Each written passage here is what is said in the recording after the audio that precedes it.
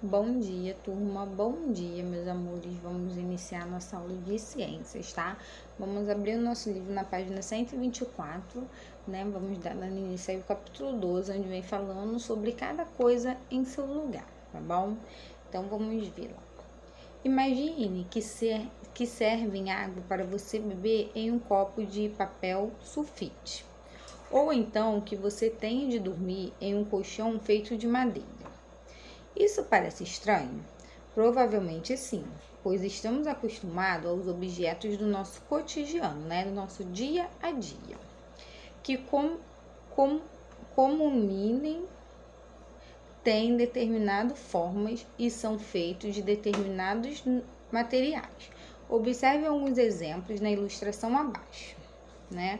Então aqui abaixo está mostrando, né, uma imagem aí de uma praça onde as crianças estão brincando, se divertindo, né? Cada um fazendo uma atividade diferente. Então você observando, você vai responder essas 3 perguntinhas aí. Você consegue identificar de que materiais são feitos alguns objetos que aparecem na ilustração, né? Tipo, de que eles as crianças estão brincando, né? Tem aí uma gangorra, né? Então, de que é feito a gangorra, né? Qual o material? Ela é de plástico, ela é de madeira. Tem aí, né? Eles lendo um livro, então qual é o material do livro? Aí você vai observar e você vai escrever aí.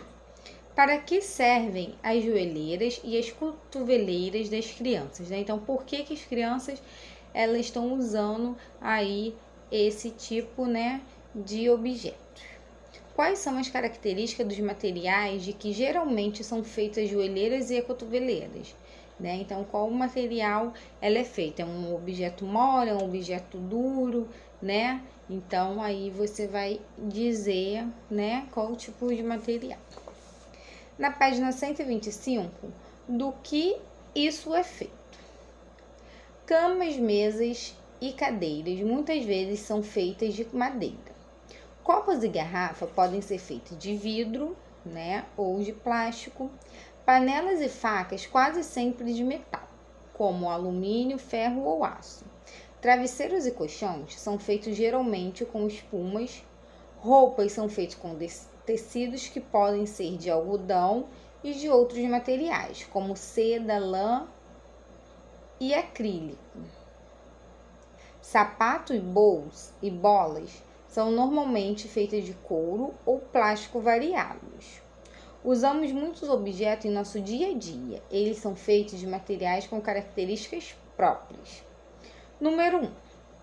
Manipule e analise 3 objetos do seu dia a dia, né? Então, você vai pegar, você vai sentir o seu objeto e depois vai preencher a tabela com informações sobre os materiais que formam esse objeto e para que são usados, né? Então, por exemplo, você vai pegar uma colher, né? E você vai escrever aí, objeto, colher. Aí você vai escrever o material. A colher ela é feita de quê? De alumínio, né? De metal, de ferro, de alumínio. E para que você usa, né? Usa na hora de se alimentar. Aí você vai escrever aí nessa parte aí onde está escrito uso, tá bom? Aí pegou um brinquedo, uma bola. Aí você vai escrever bolas de brinquedo, material, né? Borracha, plástico, uso, brincar, né? Então aí você vai fazer aí com 3 tipos de, né, objetos diferentes. Você percebeu alguma relação entre os materiais e o uso dos objetos? Em caso afirmativo, qual? Né? Então, se você colocou 2 objetos, que eles são feitos de 2 materiais e o uso dele serve para a mesma coisa, você vai escrever isso. Se não, você não vai, né, fazer essa questão, só vai escrever não, né? Que não tem relação, não são parecidos, não são iguais. Número 3. Converse com um adulto de sua família que tenha mais de 60 anos de idade, né? Vai conversar com a vovó ou com o vovô. Pergunte a ele como eram os brinquedos quando ele era criança. Eles eram feitos com os mesmos materiais dos brinquedos de hoje em dia? Anote alguns materiais que o adulto citou nas linhas abaixo, né? Então você vai perguntar para o vovô, para a vovó, como era feito aí, por exemplo, um carrinho, né? Aí o vovô vai falar se era a mesma coisa, né? Hoje em dia, normalmente, ou ele é plástico ou ele é ferro. Então, na época que o vovô era criança, como era feito o carrinho dele? Aí você vai escrever qual o material que era feito, né? Quando ele lembrar de falar, você vai escrever na linha abaixo, tá bom? Página 126. Um material para cada coisa. Um único objeto pode ser feito com mais de um tipo de material. Por exemplo, os skates, como o da imagem ao lado, geralmente têm as rodinhas de plástico, a prancha de madeira e cola, além dos diversos componentes de metal. Os materiais têm características próprias e diferentes entre si. Vejamos aí. Criança fazendo, né, manobras com skate. Aí ao lado tem o desenho da criança, né, fazendo uma manobra com skate. Materiais rígidos e flexíveis, né? Rígido é quando o material é bem duro, e flexível é quando a gente consegue manusear, né, dobrar, virar. Então vamos lá. Rocha e papel. Qual é a diferença entre esses objetos? Existem muitos. Mas uma que chama bastante a atenção é o fato de que um deles é muito rígido, né, muito duro, e o outro é muito flexível. Materiais rígidos são aqueles que não mudam de forma facilmente. Quando os apertamos, esticamos, tentamos dobrá-los ou torcê-los. Assim, eles são usados para construir objetos que precisam ser resistentes. O tijolo que usamos para fazer parede é um exemplo de objetos feitos de material rígidos, né? Algumas partes da bicicleta são feitas de materiais rígidos.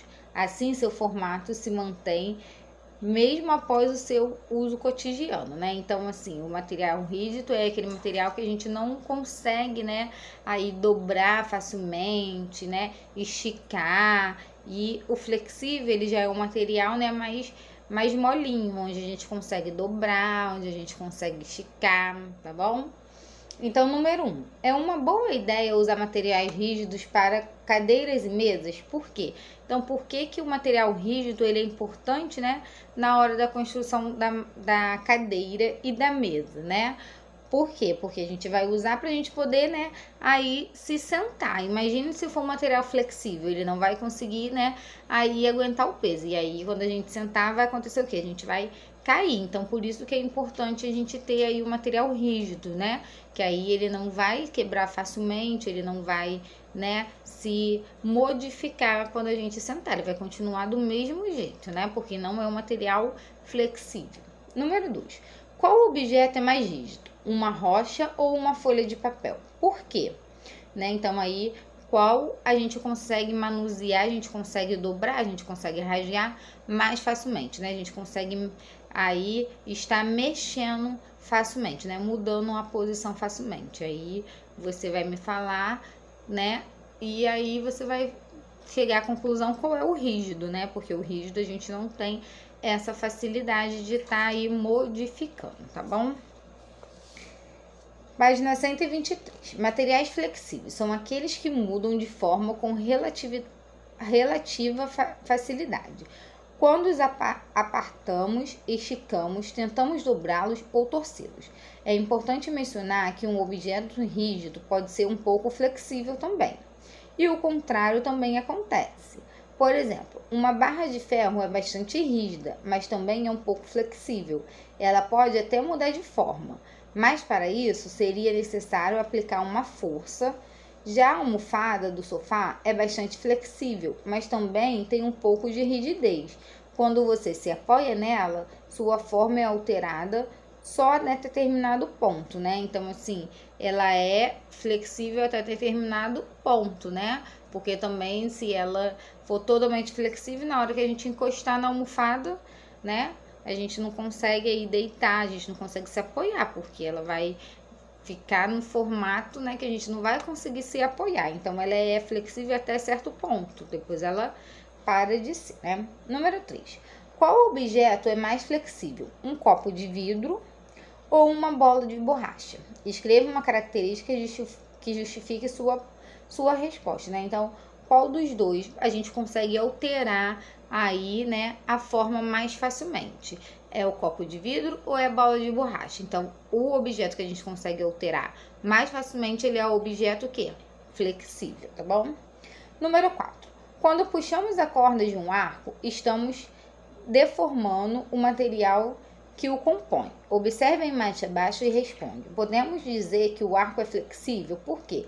Então, aí ele está, posicionando o arco e flecha e no outro ele já conseguiu puxar aí, a corda do arco e flecha. Então, é um objeto flexível? Sim, ele conseguiu modificar a forma com facilidade.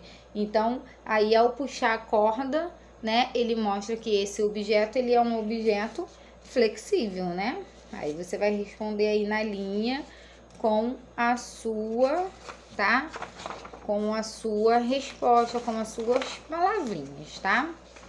Na página 128, materiais transparentes, translúcidos e opacos. As lentes dos óculos, um vidro embaçado e uma cortina de janelas interagem de maneira diferente com a luz, Então depende da luz para que a gente consiga ver através desses objetos. Você percebe qual é essa diferença? Alguns materiais permitem que a luz passe através deles. Assim, é possível ver uma imagem bem detalhada daquilo que está atrás desse material. Nesse caso, dizemos que o material é transparente, Porque a gente consegue ver através dele, como se fosse um copo de vidro, O copo de vidro, ele é transparente, porque a gente consegue ver o que está do outro lado, Então, ele é transparente. Em outros casos, também é possível ver o objeto que está atrás do material, mas a imagem é embaçada, sem detalhes de contorno. Então, dizemos que o material é translúcido, Às vezes, tem alguns vidros de porta, que a gente consegue ver o que está atrás, perceber o que está atrás, mas aí a gente não consegue ver nitidamente, A gente não é meio embaçado. Então, aí quando a gente vê meio embaçado através, aí do objeto, ela é translúcido, é apenas parte da luz que atravessa. Muitos materiais são opacos e não permitem que a luz os atravesse, Como se fosse aí uma xícara, Que ela é bem escura, a gente não consegue ver através dela. Não somos capazes de enxergar objetos localizados através desse tipo de material.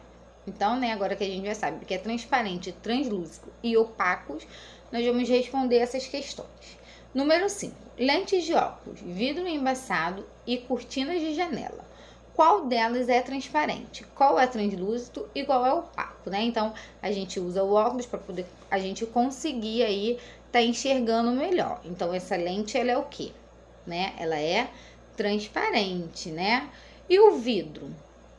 Quando a gente olha o vidro, a gente consegue ver aí certinho, Ou a gente consegue ver embaçado, E a cortina, quando a gente olha assim através da cortina sem ter que tirar a cortina do lugar, a gente consegue ver nitidamente ou a gente consegue ver, aí os objetos que estão do outro lado opaco, porque a luz não passa perfeitamente. Número 6.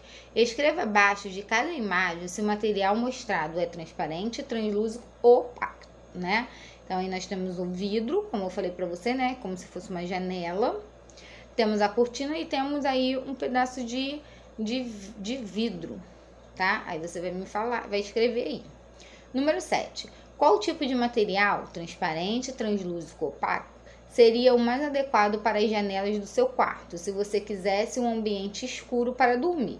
Por quê? Então, seria o translúcido, o opaco ou o transparente, Aí você vai ver qual deles que não deixa, a luz passar, Qual desses materiais que a luz ela não consegue passar diretamente, Ela tem uma dificuldade para passar. Então, para a gente poder ter o quarto bem escurinho, a gente precisava ter aí, uma janela, opaca, certo?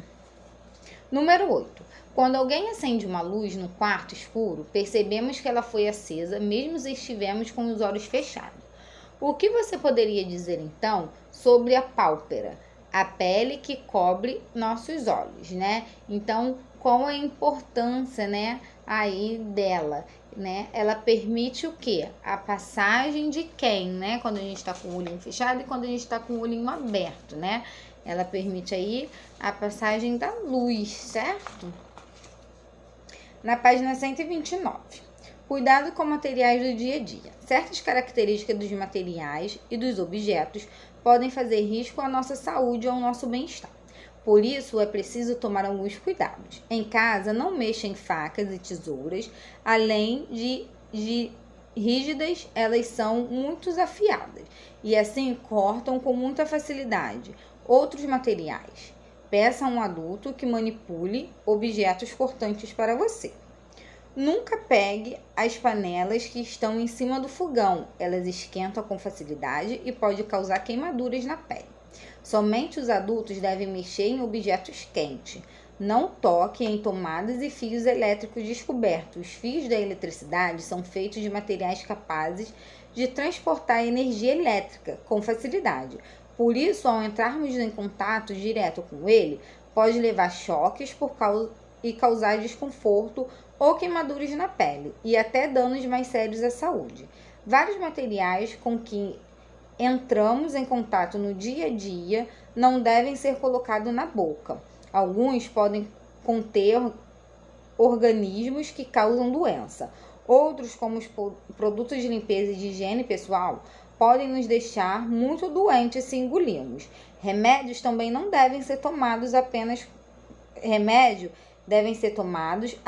quando necessário e na presença de um adulto, né? Então são materiais aí que a gente não deve estar manipulando sem, né? E se for necessário manipular, a gente tem que ter sempre um adulto, né, aí ao lado. Você nunca deve mexer nesses objetos sozinhos, né? Então aí tem a imagem da panela, né, que pode causar queimadura, e aí um adulto para indicar quando deve ser tomado um remédio, tá? Aí número 1.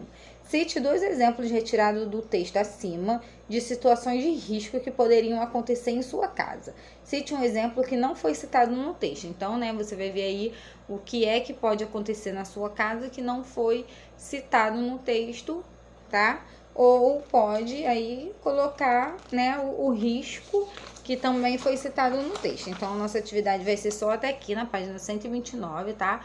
Qualquer dúvida, só deixar o seu comentário que eu ajudo vocês a realizar a atividade, tá? Um beijo e até a próxima aula.